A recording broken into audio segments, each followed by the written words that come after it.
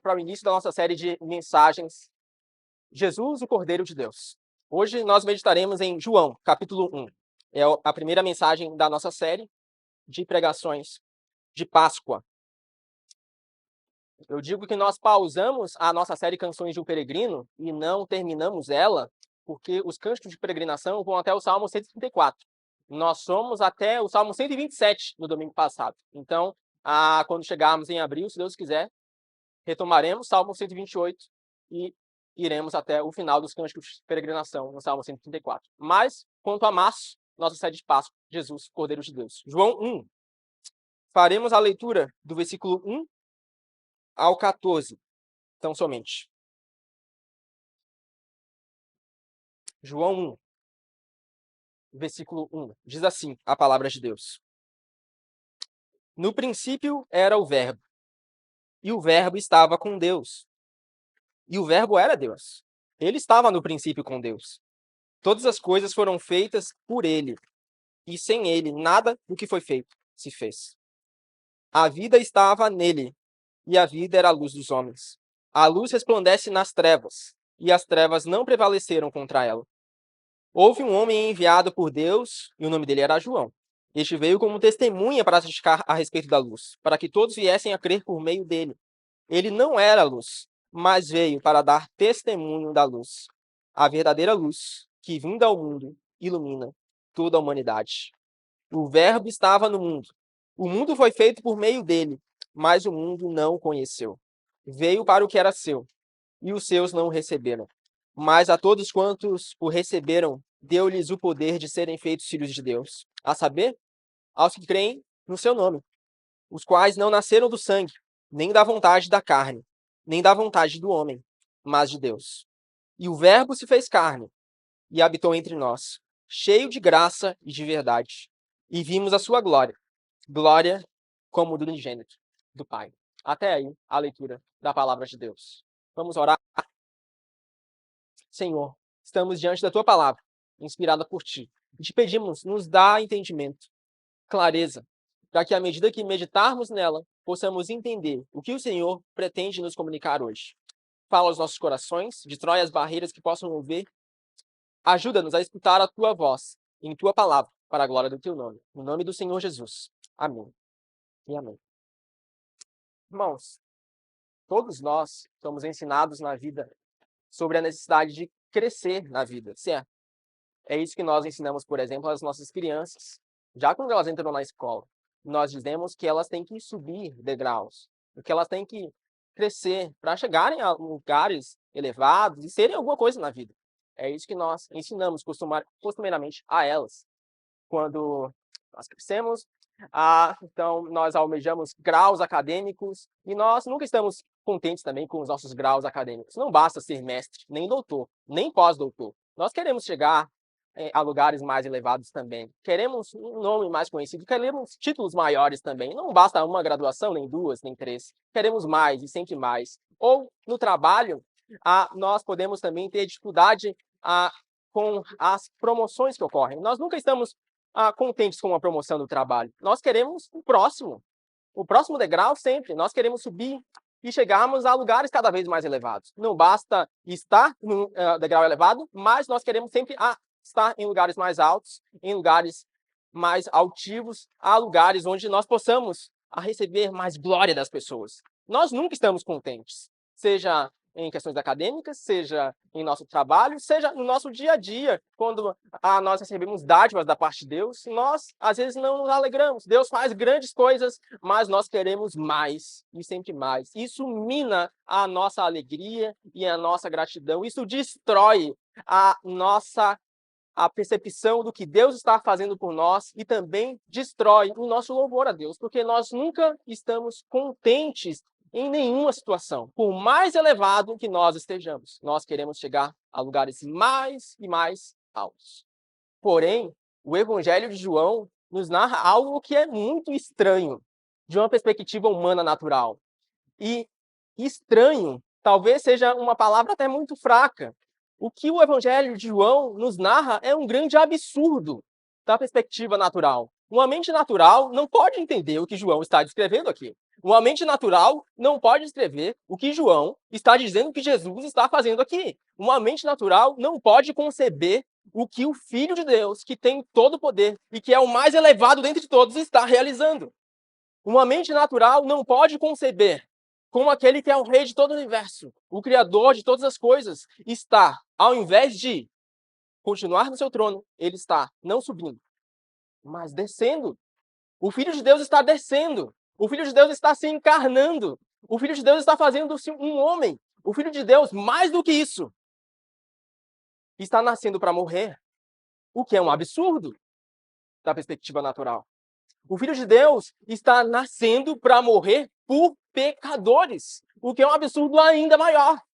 O Filho de Deus, aquele que tem toda a glória, que está no lugar mais elevado dentre todos, ele está nascendo para morrer por criaturas que feriram a sua glória, para remir criaturas que não merecem coisa alguma, mas são totalmente indignas. O Filho de Deus, aquele que criou o mundo, que poderia, com um estalo, destruir o mundo e fazer outro completamente novo, ele está descendo degraus, vindo ao nosso mundo, ao lugar mais baixo, fazendo-se um homem por nós.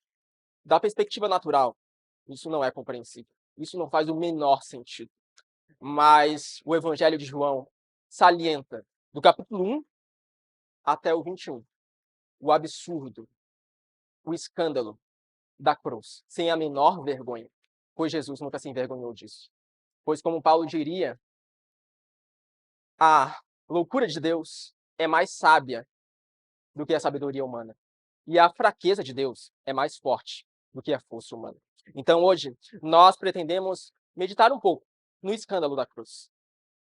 Pretendemos meditar especificamente nessa série de mensagens, ou melhor, nessa primeira mensagem dessa série de mensagens, no escândalo da encarnação. Essa é uma mensagem que poderia ser trazida no Natal também.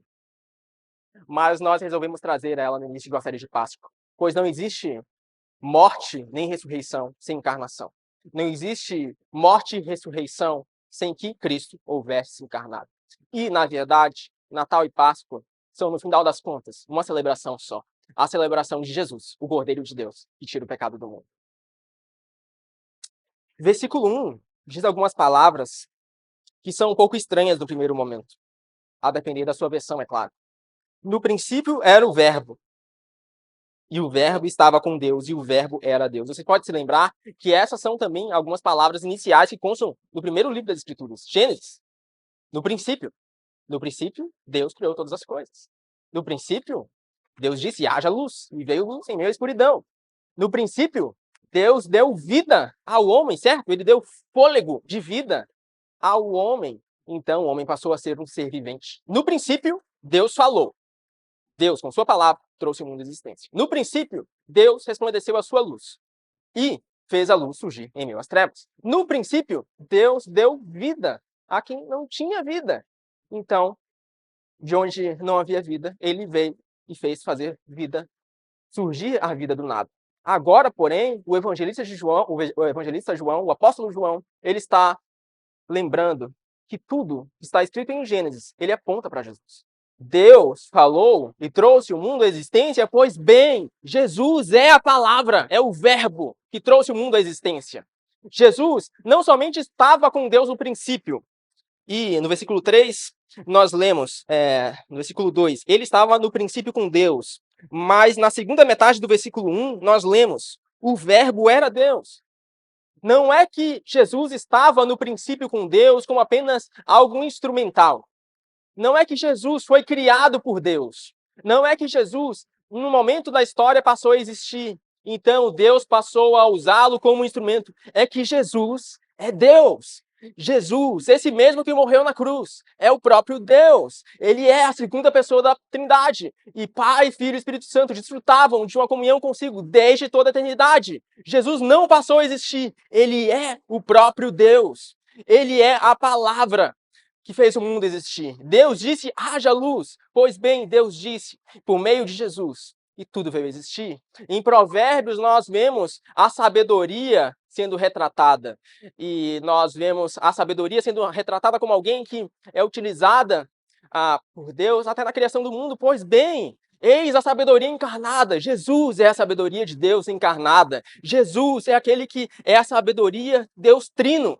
Jesus, ele é o próprio Deus. Jesus não é uma criatura que teve início de dias. Jesus é o Criador de todas as estrelas, o Criador de todas as galáxias. Jesus é aquele que existia antes de todo o universo. Jesus é aquele que existia antes que houvesse luz em meio às trevas. E Jesus é a própria luz. É isso que o versículo 4 também nos traz. A vida estava nele e a vida era a luz dos homens. A luz resplandece nas trevas e as trevas não prevaleceram contra ela. Jesus é a própria luz. Se a luz surge no meio das trevas, é porque Jesus estava lá.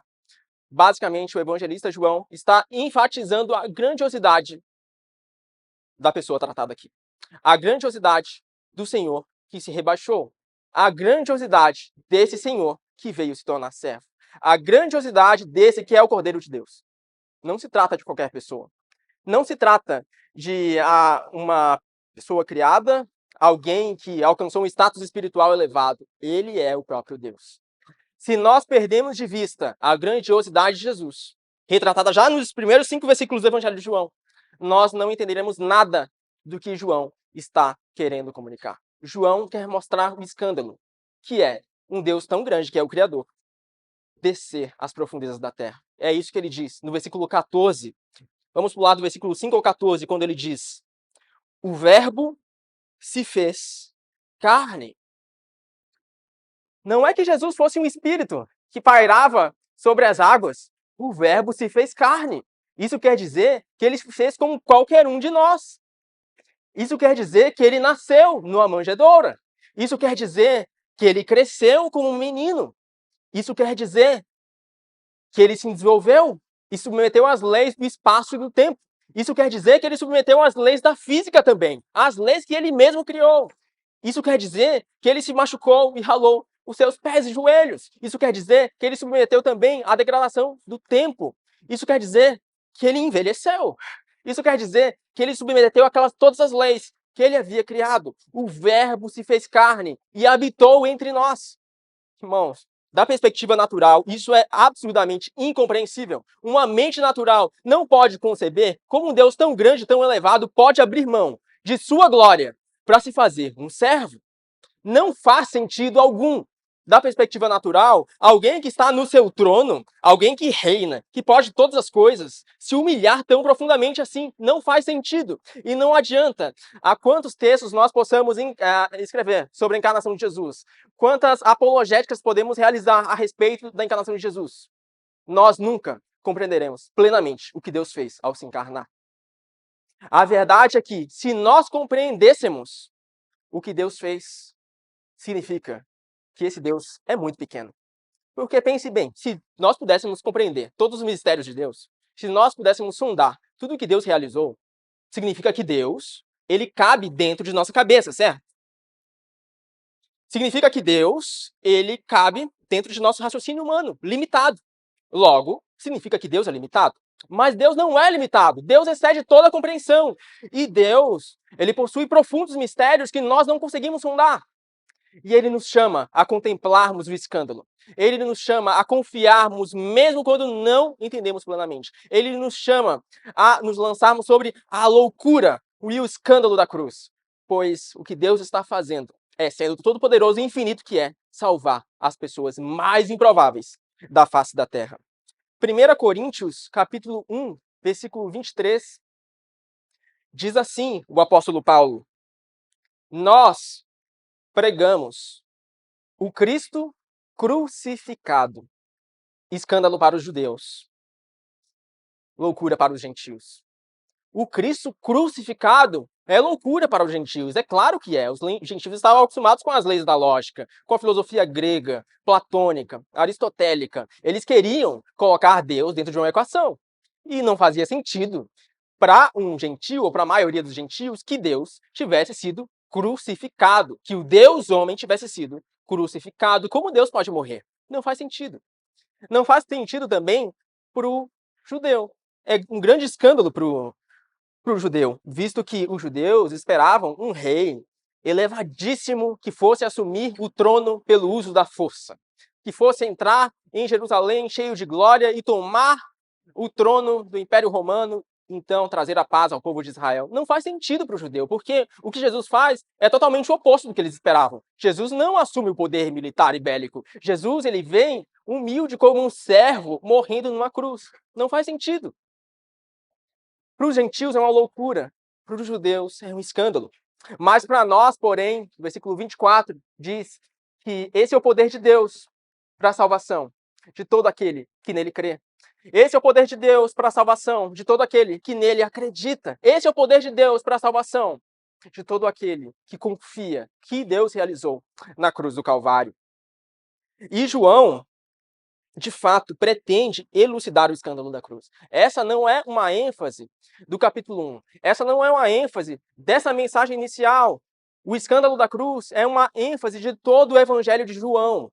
Basta nós chegarmos ao capítulo 6 do evangelho de João e nós temos um discurso de Jesus onde o próprio Jesus Cristo deixa claro que ele não tem vergonha de anunciar que a sua obra é um escândalo. João 6, versículo 53, nós temos um discurso de Jesus numa sinagoga em Cafarnaum. E ele anuncia algumas coisas que, no momento, ninguém entende, sequer os seus discípulos. Os discípulos e os que não eram seus discípulos ficaram ambos escandalizados quando Jesus proferiu aquelas palavras. Jesus disse assim, em João 6, versículo 53, em verdade, lhes digo que, se vocês não comerem a carne do Filho do Homem e não beberem o seu sangue, não terão vida em vocês mesmos. Quem come a minha carne e bebe o meu sangue tem a vida eterna, e eu o ressuscitarei no último dia. Pois a minha carne é verdadeira comida e o meu sangue é verdadeira bebida. Quem come a minha carne e bebe o meu sangue permanece em mim, e eu permaneço nele. Assim como também quem de mim se alimenta viverá por mim. Este é o pão que desceu do céu, em nada semelhante àquele que os pais de vocês comeram, e mesmo assim morreram. Quem comer este pão viverá eternamente. Jesus disse essas coisas quando ensinava na sinagoga de Cafarnaum. Irmãos, Jesus ainda não havia morrido, e ele também não havia ressuscitado. E falar aquelas coisas de comer o seu corpo e beber do seu sangue era um absurdo. Era algo que não dava para entender. Sequer um discípulo podia compreender aquilo, mas Jesus, ele não se envergonhava do evangelho. Ele não se envergonhava de deixar nítido que a mensagem do evangelho é algo que excede a nossa compreensão. De deixar nítido que a mensagem do evangelho é algo que não pode ser aposto em termos lógicos ou numa equação matemática, que a mensagem do evangelho é algo que excede toda a nossa capacidade cognitiva. E ele continua falando disso no versículo 60 do mesmo capítulo. Ou melhor, no versículo 60 nós já vemos as reações dos seus discípulos. Olha como os discípulos responderam. Muitos dos seus discípulos, tendo ouvido tais palavras, disseram: duro é este discurso, quem pode suportá-lo? Mas Jesus, sabendo por si mesmo que os seus discípulos murmuravam a respeito do que ele havia falado, disse: isso escandaliza vocês? Que acontecerá, então, se virem o Filho do Homem subir para o lugar onde primeiro estava? Versículo 67. Então Jesus perguntou aos 12, será que vocês também querem se retirar? Simão Pedro respondeu, Senhor, para quem iremos? O Senhor tem as palavras da vida eterna, e nós temos crido e conhecido que o Senhor é o Santo de Deus. Irmãos, nós temos duas possibilidades, ou dois caminhos hoje. Nós podemos considerar a obra de Deus um grande escândalo, e rejeitarmos o que Deus fez por não conseguirmos compreender muito bem. Ou o segundo caminho é crermos e confiarmos nessa obra, por mais que não consigamos entender tudo que ele realizou por nós. Esses são os dois caminhos. Ou nós consideramos a obra de Deus um escândalo, ou nós consideramos o nosso próprio orgulho um escândalo. O nosso próprio orgulho, ele muitas vezes, quando nós nos alimentamos, nós queremos subtrair Deus a uma equação, certo? Então, ou nós nos escandalizamos com a obra de Deus na cruz, ou nós consideramos o nosso próprio eu escandaloso. São os dois caminhos. Ou nós nos prostramos perante Deus, mesmo sem compreender, ou nós tentamos reduzir Deus a uma equação, e assim relutamos e deixamos de crer. Fato é, Deus excede a nossa compreensão. Deus é um Deus muito elevado para que caiba em nosso raciocínio cognitivo. Basta pensar em situações práticas da sua vida que você se depara com momentos em que você simplesmente não sabe o que Deus está fazendo. Irmãos, não existe uma resposta cognitiva lógica que você venha dar para uma pessoa do porquê de Deus permitir que uma criança, por exemplo, nasça antes de morrer. Você pode levar a palavra de Deus a essa pessoa, você pode consolar a essa pessoa, você pode levar a pessoa a confiar na soberania de Deus, nos atributos de Deus, na onisciência de Deus. Pode lembrá-la que Deus é soberano e que por mais que haja essas coisas, Deus continua fazendo todas as coisas cooperarem para o bem daqueles que o amam. Mas você jamais vai compreender, como numa equação, por que Deus permitiu isso. Você também jamais vai compreender plenamente por que Deus permitiu o pecado no Éden. Ele não poderia ter, impedido de todas as formas Adão e Eva de pecarem? Ele é todo poderoso, certo? Mas Deus permitiu. Por que ele fez isso? Desculpa. Nós não temos a resposta. Nós não temos a resposta. Por que Deus permitiu? Por que o mal existe? Outra pergunta polêmica que nós às vezes trazemos. Por que o mal existe? Desculpa. Não temos essa resposta. Deus não nos deu essa resposta. Isso não está nas Escrituras. Você pode argumentar logicamente, escrever livros e livros sobre o problema do mal, mas não existe uma resposta lógica. Nós não conseguimos compreender. Porque as coisas que estão encobertas não pertencem a nós, pertencem ao Senhor. E a resposta sobre o problema do mal não pertence a nós, pertence ao Senhor. É certo que nós podemos confiar que, por mais que não entendamos, Deus é justo mesmo assim. Isso ele revela. Deus é um Deus justo. Deus é um Deus justo e amoroso. Isso pertence a nós. Isso está nas Escrituras. Isso está revelado. Nós podemos confiar nesse Deus justo e amoroso, mesmo em meio ao mal que nós não compreendemos. Não compreendemos muitas vezes. Pensa em Paulo, quando foi permitido um espinho da carne. Ele clamou três vezes: meu Deus, tira isso de mim. E aquela enfermidade continuou. E o apóstolo Paulo, ele vivia para pregar o evangelho. Você pode pensar: meu Deus, não seria mais fácil ter tirado aquele espinho, não? Ele poderia, quem sabe, ter viajado por mais lugares caso não tivesse aquele impeditivo. Não temos a resposta. Mas fato é que o que está revelado é que todas as coisas cooperam para o bem daqueles que ele ama. E que por mais que nós não compreendamos muito bem tudo, nós podemos descansar, pois Deus é soberano. Por que, Senhor? O Senhor resolveu nos salvar da maneira mais improvável, enviando o teu Filho unigênito para morrer por nós na cruz. Não tinha outro modo mais fácil? Não poderia ter sido diferente? Não sabemos. Por que, Senhor, o Senhor não respondeu à oração de Jesus no Getsêmani? Senhor, se for da tua vontade, tira de mim esse cálice. Passa de mim esse cálice. Deus poderia, o Pai poderia ter respondido a oração de Jesus, certo? Mas Deus, o Pai, permitiu com que o Senhor Jesus levasse o cálice em nosso lugar. E assim Deus foi glorificado. Não compreendemos todas as coisas, não adianta. O nosso raciocínio é limitado.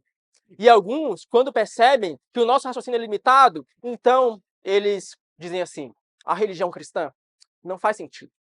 Então buscam as respostas em outros lugares, em religiões que supostamente seriam mais racionais, por assim dizer. Mas fato é que se você se tornar um cético hoje, um ateu hoje, você também vai se deparar com as limitações do seu conhecimento.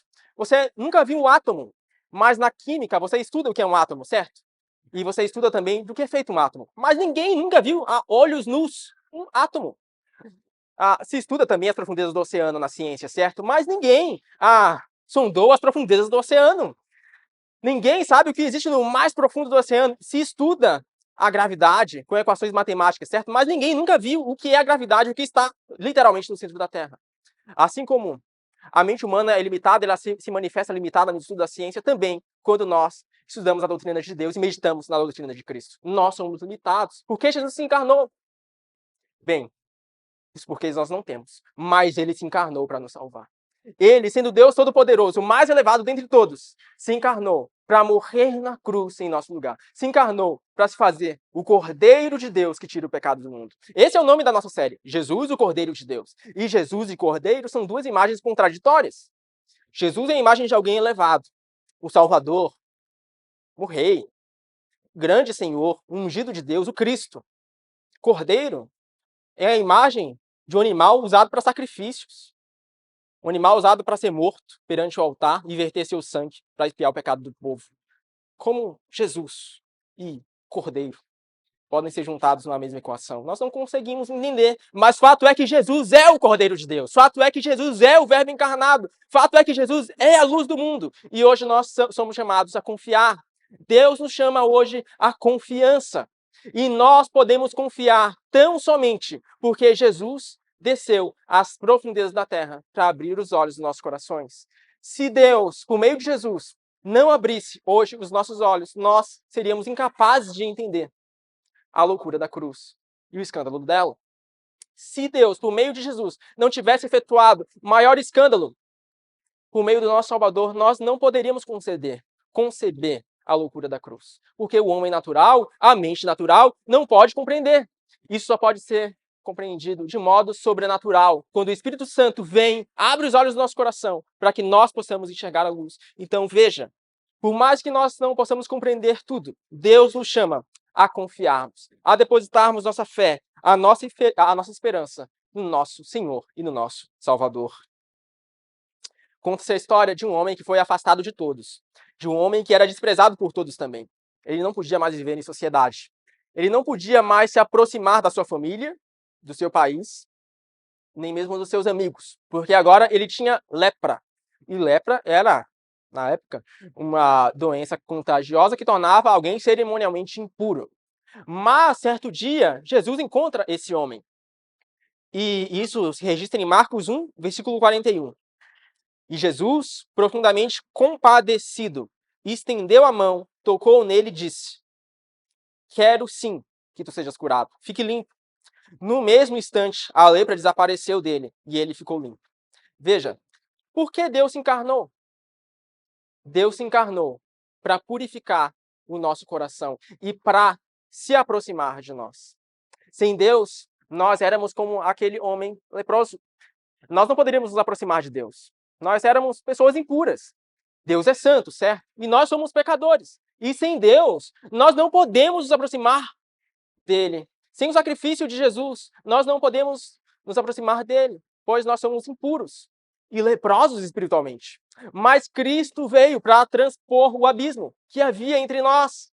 Cristo veio para se entregar na cruz e morrer em nosso favor. Cristo veio para que nós agora, que vivíamos exilados e afastados, nos aproximarmos de Deus. Cristo veio para que hoje nós possamos enxergar a luz de Deus resplandecer em nossas vidas e em nossos corações, pois o mesmo Deus que resplandeceu a sua luz no princípio resplandece hoje a luz nos corações de pessoas pecadoras, porque Cristo se encarnou, porque ele se compadeceu de pecadores vis, como eu e como você, que seremos incapazes de compreender a mensagem do Evangelho por nossas próprias forças, porque Deus se encarnou, porque Cristo quis livremente manifestar a sua graça e a sua bondade, por seu amor que é infinito, para que nós, as pessoas mais improváveis da face da terra, sejamos alcançadas. Deus não veio para as pessoas que creem ser sãs, limpas e puras, mas Deus veio por impuros, miseráveis e pecadores. Sim, as pessoas mais miseráveis da face da terra, as pessoas que não tinham mais esperança, as pessoas que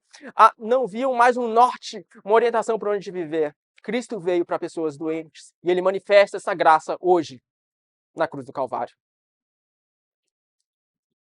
Nós temos um exemplo também nas Escrituras de alguém que buscou refletir a Cristo. É isso que ele nos chama a fazer, certo?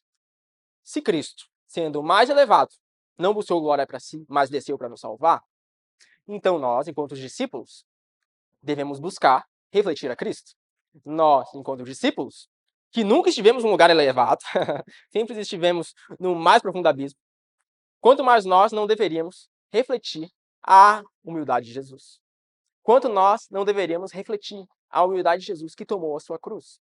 Existe alguém nas Escrituras que refletiu isso muito bem. Alguém que até poderia receber muitos títulos agradáveis, mas ele não quis esses títulos agradáveis. Ele era um pecador, ele não era Jesus. Jesus foi o único que não pecou. Mas esse homem, apesar de refletir a glória de Deus, era um pecador. E, perante as oportunidades que lhes deram de refletir, de ser alguém perante os homens, ele rejeitou todas elas, por amor de Deus. Esse homem, João Batista, versículo 6, fala sobre ele. Houve um homem enviado por Deus, e o nome dele era João. Este veio como testemunha para testificar a respeito da luz, para que todos viessem a crer por meio dele. Ele não era luz, mas veio para dar testemunho da luz, a verdadeira luz que, vindo ao mundo, ilumina toda a humanidade. No versículo 19 do mesmo capítulo, o próprio João Batista rejeita os títulos que lhes foram dados. Diz assim: este foi o testemunho de João, quando os judeus lhe enviaram de Jerusalém, sacerdotes e levitas, para perguntar: quem é você? Ele confessou e não negou. Confessou: eu não sou o Cristo. Diante disso, lhe perguntaram: quem é você então? Você é Elias? Ele disse: não sou. Então perguntaram: você é o profeta? Ele respondeu: não, não sou. Irmãos, quando João foi indagado se ele era de fato profeta, ele poderia responder: sim, eu sou. Porque ele era o profeta esperado por Israel. Quando João foi indagado se ele era João Batista, ele poderia dizer: sim, eu sou aquele que vem no Espírito e no poder de Elias. Porque ele era de fato esse. E posteriormente ele diz isso também em outra ocasião. Mas fato é que algumas pessoas buscavam exaltar João. E nesse contexto ele responde intencionalmente não, porque ele não queria glória para si.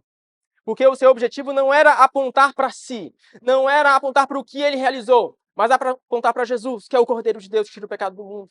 Então veja, à medida que somos impactados pelo Evangelho, à medida que olhamos para Jesus, nós paramos de ser pessoas que querem sempre subir, subir e subir, nunca nos contentando.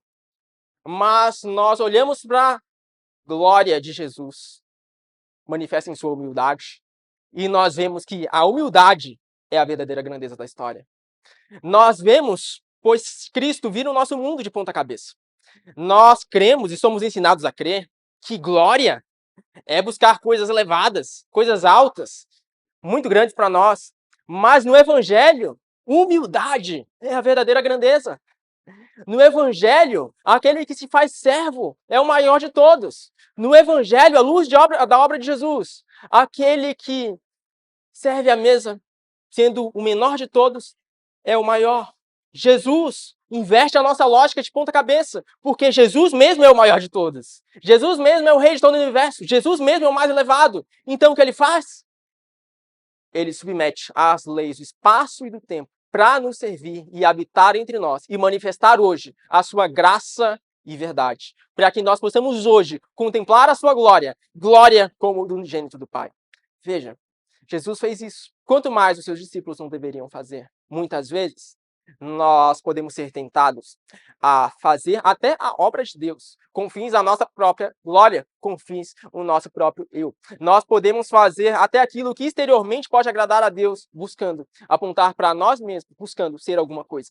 Nós podemos fazer a obra de Deus também por orgulho. Nós podemos ter motivações erradas também, mas Jesus nos convida a olharmos para o que ele realizou e vivermos em verdadeira humildade, como João Batista viveu. Nós podemos olhar para Jesus e dizer assim: puxa, Jesus fez isso, certo? Jesus é Deus, o Deus homem, é verdade, mas ainda assim Deus. Mas, bom, João Batista não era Deus, era um pecador, como nós. E ele viveu apontando para o Cordeiro de Deus, que tira o pecado do mundo, mesmo em meio às suas falhas, lutas e tribulações. E ele, não se engane, foi muito desprezado. Na verdade, João Batista viveu de uma maneira radicalmente diferente das pessoas de sua época. Ele vivia afastado, se vestia de um modo diferente, comia coisas diferentes. Era alguém estranho. Se você chegasse perante João Batista, você não ia querer ficar perto dele. Era alguém certamente estranho. Era alguém desprezado. Mas, não entrando no mérito do que ele fazia, fato é que ele não se envergonhava do escândalo de viver de um modo fiel. Para ele, e na perspectiva dele, aquele modo era o modo de viver de um modo fiel e foi de fato aquilo que Deus o chamou a fazer. Para daquele modo, daquela forma, apontar para o Cordeiro de Deus. E mais fundamental de tudo, ele jamais se envergonhou do escândalo. Mas muitas vezes nós temos medo. Nós deixamos de proclamar o evangelho, por exemplo, porque nós temos medo do escândalo da cruz. Essa é a verdade. Então, perante uma conversa com descrentes, nós pensamos assim: puxa vida, eu não vou falar da cruz para ele. É claro que não, ele não vai entender. E também a cruz é algo que excede um pouco a nossa compreensão. Ele não vai entender nada, então é melhor eu não falar. Porém, será que Deus nos chama a nos envergonharmos do escândalo da cruz? Ou Deus nos chama a ousadamente proclamarmos, independente de como o nosso próximo vem agir? Será que Deus não nos convida a proclamarmos em tempo e fora de tempo? Para que assim, em algum momento, essa semente possa brotar no solo fértil e a fruticária nascer a 30, 60 por 1? Será que nós somos chamados a esconder o evangelho por medo? Ou com ousadia e coragem não buscarmos a aprovação dos homens, mas buscarmos a aprovação de Deus? e assim anunciarmos o Cordeiro de Deus, que tira o pecado do mundo. Penso que João Batista é um grande exemplo para nós. Um exemplo de alguém que não apontou para si próprio, mas apontou para Cristo, em humildade, que é a verdadeira grandeza. Por fim, o versículo 12, o versículo 10, nos mostra o exemplo de alguém que viveu de uma maneira diferente de João Batista. O versículo 10 ao 11 nos dá o exato oposto. Nos dá o exemplo de algumas pessoas que rejeitaram Jesus. Algumas pessoas que, ao contrário de João Batista, rejeitaram o que ele fez porque era algo profundamente escandaloso. Algumas pessoas que tinham visto maravilhas, sinais e prodígios, mas eles reagiram de um modo totalmente oposto ao que João Batista reagiu. Essas pessoas eram o povo de Israel. Versículo 10. O verbo estava no mundo. O mundo foi feito por meio dele, mas o mundo não o conheceu. Veio para o que era seu, e os seus não receberam. E quando o apóstolo João escreve veio para o que era seu, ele está pensando aqui no povo de Israel. Quem eram aqueles que foram escolhidos por Deus para ser a nação eleita e luz para as nações? Era o povo de Israel. Quem foram aqueles que foram chamados por Deus, tirados da escravidão, em que Deus realizou milagres, prodígios e maravilhas? Era o povo de Israel. Mas Israel se escandalizou com a obra de Jesus. Israel rejeitou o escândalo da cruz, rejeitou o escândalo da encarnação. E assim, eles agiram de um modo totalmente diferente do que João Batista havia realizado. E no versículo 12, ele diz assim: mas a todos quantos o receberam, deu-lhes o poder de serem feitos filhos de Deus, a saber, aos que creem no seu nome, os quais não nasceram do sangue, nem da vontade da carne, nem da vontade do homem, mas de Deus. Por mais que Israel tenha rejeitado, hoje nós somos convidados a contemplar. Por mais que Israel tenha sido ingrato em seu coração por não enxergar o escândalo da cruz, hoje, todo aquele que crê em Jesus Cristo pode desfrutar do privilégio de ser feito um filho de Deus. Hoje, a escravidão das nações é quebrada.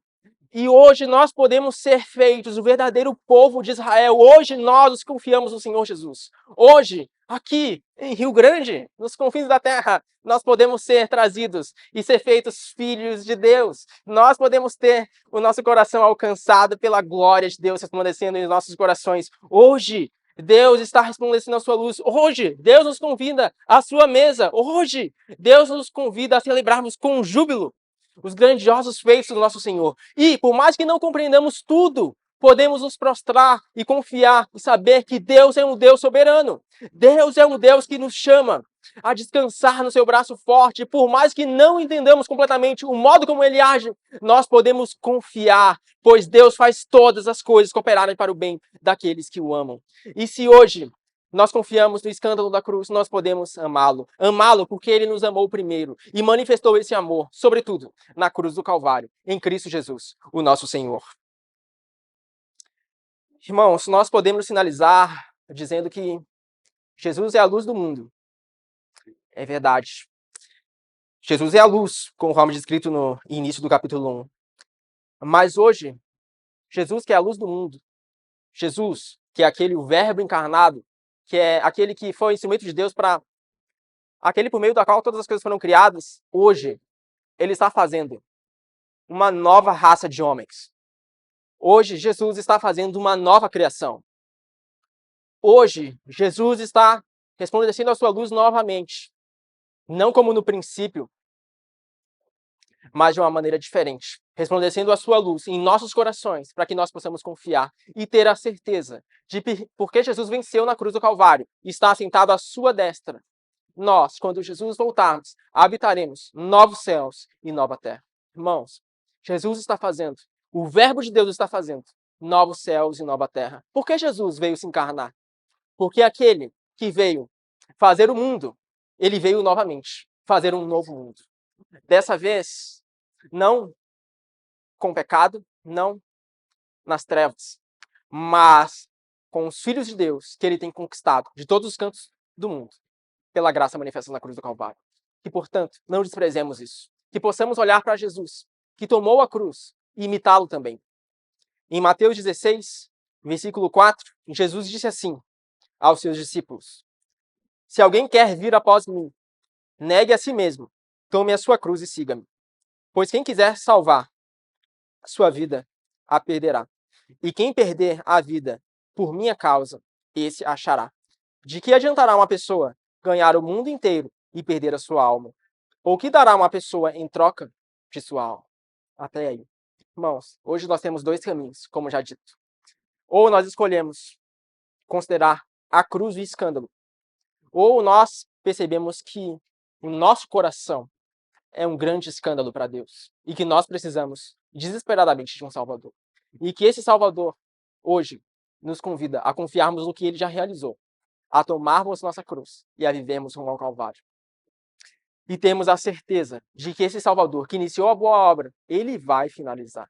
E quando ele voltar, nós estaremos com ele para toda a eternidade. Que possamos viver, não nos envergonhando do Evangelho, mas nos alegrando, pois esse é o poder de Deus para a salvação de todo aquele que crê. Primeiro do judeu, e depois de mim e de você. Amém? Vamos orar? Te convido a se colocar de pé, se possível. Vamos orar juntos.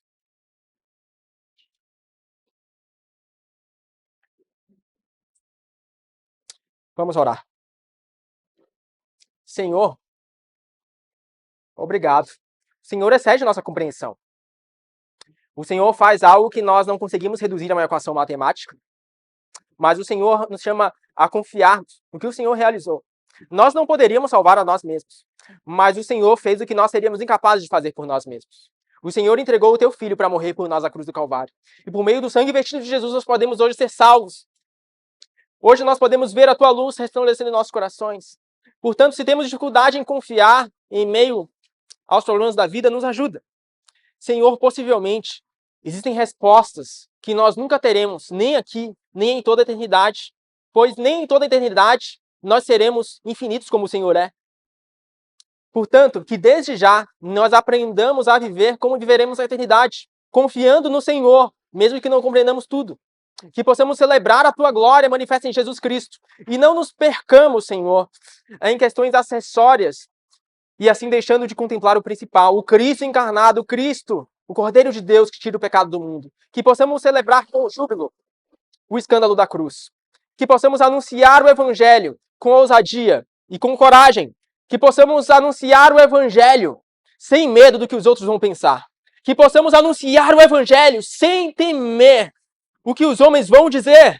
Que possamos buscar a aprovação do Senhor e assim possamos viver intensamente aquilo que o Senhor nos chama a viver. Nos ajuda hoje a tomar o caminho da cruz, pois o caminho da cruz é o caminho da vida. E o caminho para o alto, ou melhor, o caminho para baixo, é o caminho para os céus. O caminho da humilhação é o caminho da glória. O caminho do vale é o caminho para as altas montanhas. Portanto, que nós possamos refletir a glória de Jesus e exaltarmos o teu nome com um coração sincero todos os nossos dias. No nome do Senhor Jesus.